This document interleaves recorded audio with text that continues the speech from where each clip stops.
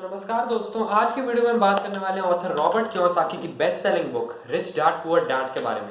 इस बुक को financial intelligence की बाइबल भी कहा जाता है। आपने अपनी ज़िंदगी में ऐसे बहुत लोग देखे होंगे जिनकी फॉर्मल एजुकेशन तो काफ़ी कम है, पर वो अर्न बहुत ज़्यादा करते हैं। वहीं आपने कुछ ऐसे भी लोग देखे होंगे जिनकी फॉर्मल एजुकेशन तो बहुत अच्छी है, उन्होंने बहुत अच्छे कॉलेज से डिग्रीज ली हैं, तब भी वो फाइनेंशियली स्ट्रगल करते हैं या फिर कम कमाते हैं। तो यही चीज़ रॉबर्ट कियोसाकी अपनी बुक में शेयर करते हैं कि ऐसा इसलिए होता है क्योंकि फाइनेंशियल इंटेलिजेंस की कमी है। फाइनेंशियल इंटेलिजेंस एक ऐसा सब्जेक्ट है जो हमें स्कूल या कॉलेज में नहीं समझाया जाता। वो हमें खुद से सीखना होता है, खुद की गलतियों से, दूसरों की गलतियों से, अपने मेंटर से और किताबें पढ़कर सीखना होता है। इस बुक में रॉबर्ट कियोसाकी अपनी स्टोरी शेयर करते हैं कि वो हवाई में बॉर्न हुए थे और 9 साल की उम्र में उन्होंने अपने पिताजी से पूछा कि मुझे अमीर बनना है, वो मैं कैसे करूं। और उनके पिताजी, जिनके पास पीएचडी की डिग्री तक थी और बहुत अच्छी नौकरी थी, तब भी वो फाइनेंशियली स्ट्रगल कर रहे थे और अपने फादर को उन्होंने पुअर डैड के नाम से पुकारा है। वहीं उनके बेस्ट फ्रेंड माइक, जिनके फादर उस टाइम पर हवाई के सबसे अमीर लोगों में से थे, उन्हें रॉबर्ट कियोसाकी ने रिच डैड के नाम से पुकारा है। और वही चीज़ें, उनके लेसन्स रॉबर्ट कियोसाकी ने अपनी इस book rich dad poor dad में शेयर किए हैं। तो इसी बुक के अब कुछ मेन लेसन्स, कुछ की लेसन्स मैं आपके साथ शेयर करूंगा। पहला लेसन कि कोई अमीर आदमी पैसों के लिए काम नहीं करता, वह इस पर काम करता है कि पैसा उसके लिए कैसे काम करे। यदि कोई आदमी सोचता है कि मेरी इनकम बढ़ जाए तो और मैं अमीर हो जाऊंगा, तो वह ये भूल जाता है कि उसकी इनकम के साथ साथ उसके टैक्सेस भी बढ़ते हैं और उसके एक्सपेंसेस भी बढ़ते हैं। तो उसकी इनकम इंक्रीज का फायदा सिर्फ एंटरप्रेन्योर्स और इन्वेस्टर्स को होता है, ना कि वो जो पैसों के लिए काम करें। और सेकंड लेसन, अब आते हैं सेकंड लेसन पर, जो इस बुक का सबसे इंपॉर्टेंट लेसन कहूंगा मैं, difference between assets and liabilities. General public को difference between assets and liabilities ही गलत पता है। एसेट्स ऐसी चीज़ें होती हैं जो हमें फ्यूचर में अच्छे रिटर्न्स दे, हमारी कैश फ्लो में कंट्रीब्यूट करें। वही लायबिलिटीज ऐसी चीज़ें होती हैं जो फ्यूचर में हमें अच्छे रिटर्न्स ना दे पाए या फिर इनफैक्ट हमारी एक्सपेंसेस में आ जाए। एसेट्स के एग्जांपल्स जैसे स्टॉक्स, बॉन्ड्स, म्यूचुअल फंड्स या फिर इनकम जनरेटिंग रियल एस्टेट। वहीं लायबिलिटीज में क्रेडिट कार्ड्स, लोन्स, कार्स या फिर हाउस, आपका घर। ये एक बहुत इंपॉर्टेंट लेसन रॉबर्ट कियोसाकी अपनी बुक में शेयर करते हैं कि लग्जरीज, एक आम आदमी क्या गलती करता है कि वह लग्जरी सबसे पहले खरीदता है और अपना एसेट कॉलम पूरा खाली छोड़ देता है।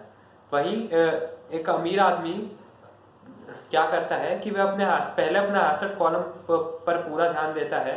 जब उसके एसेट कॉलम से कैश फ्लो बहुत ज़्यादा हो जाता है, तब वह लग्जरीज पर आता है। पर वही पुअर और मिडिल क्लास क्या करते हैं कि वो शुरुआत में देखा देखी में लग्जरीज का कॉलम बिल्ड करना शुरू कर देते हैं, लोन्स लेते हैं, क्रेडिट कार्ड्स लेते हैं, जो कि आगे चलकर लायबिलिटीज बन जाती है। तो अब आते हैं इस बुक के थर्ड मेन लेसन पर, जिसमें इस बुक के ऑथर रॉबर्ट कियोसाकी बताते हैं कि उनके रिच डैड और पुअर डैड की सोच में क्या फर्क था, जिनकी वजह से उनकी फाइनेंशियल कंडीशंस अलग थी। उनके पुअर डैड हमेशा कहा करते थे कि पैसों के प्रति प्यार बहुत गलत चीज़ है। वहीं उनके रिच डैड कहते थे कि पैसों के प्रति इग्नोरेंस बहुत गलत चीज़ है। Lack of money is the root of all evils. उनके पुअर डैड कहा करते थे कि मैं इस चीज़ को अफोर्ड नहीं कर सकता। हर चीज़ के लिए वो एक्सक्यूज दे देते थे, जिसकी वजह से उनका दिमाग ही आगे काम करना बंद हो जाता था। वहीं उनके रिच डैड सोचते थे कि क्या ये चीज़ मेरे लिए ज़रूरी भी है कि नहीं, क्या ये मेरे एसेट कॉलम में कंट्रीब्यूट करेगी, क्या ये मेरे काम की चीज़ है और क्या कैसे मैं इसे अफोर्ड कर सकता हूँ। उनके पुअर डैड कहते थे कि स्टडी हार्ड, यानी अच्छे से पढ़ाई करो ताकि तुम किसी बड़ी कंपनी या फिर किसी अच्छी कंपनी के लिए काम कर सको। वहीं उनके रिच डैड कहते थे तुम अच्छे से पढ़ो ताकि किसी बड़ी कंपनी को खरीद सको या फिर बड़ी कंपनियां चला सको।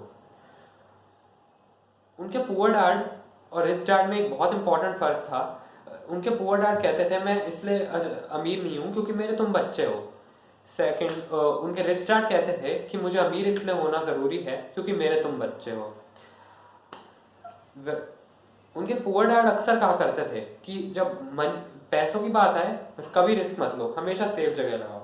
वहीं उनके रिच डैड कहते थे कि रिस्क को मैनेज करना सीखो क्योंकि बिना रिस्क के कुछ नहीं हो सकता। तो अब आते हैं इस बुक के फोर्थ लेसन पर कि जो अमीर लोग होते हैं वो हमेशा लाइफ टाइम लर्नर्स होते हैं, वो सीखना कभी बंद नहीं करते। उन्हें पता है कि उनका ब्रेन उनका सबसे इंपॉर्टेंट एसेट है और इस पे इन्वेस्ट करने से उन्हें बहुत अच्छे रिटर्न्स मिलेंगे। अगर आप ये वीडियो देख रहे हैं मतलब आप भी अपने ब्रेन पर इन्वेस्ट कर रहे हैं और यही चुल, सीखने का चुल आपको बहुत आगे ले जाने वाला है। तो इसी चुल को बरकरार रखने के लिए सब्सक्राइब कीजिए हमारे चैनल और फॉलो कीजिए हमें बाकी सोशल मीडिया प्लेटफॉर्म्स पर। यह बुक हिंदी और इंग्लिश दोनों में आती है, जिनके लिंक्स आपको डिस्क्रिप्शन बॉक्स में भी मिल जाएंगे। तो मिलते हैं किसी और किताब के साथ अगले वीडियो में, तब तक के लिए जय हिंद, वंदे मातरम।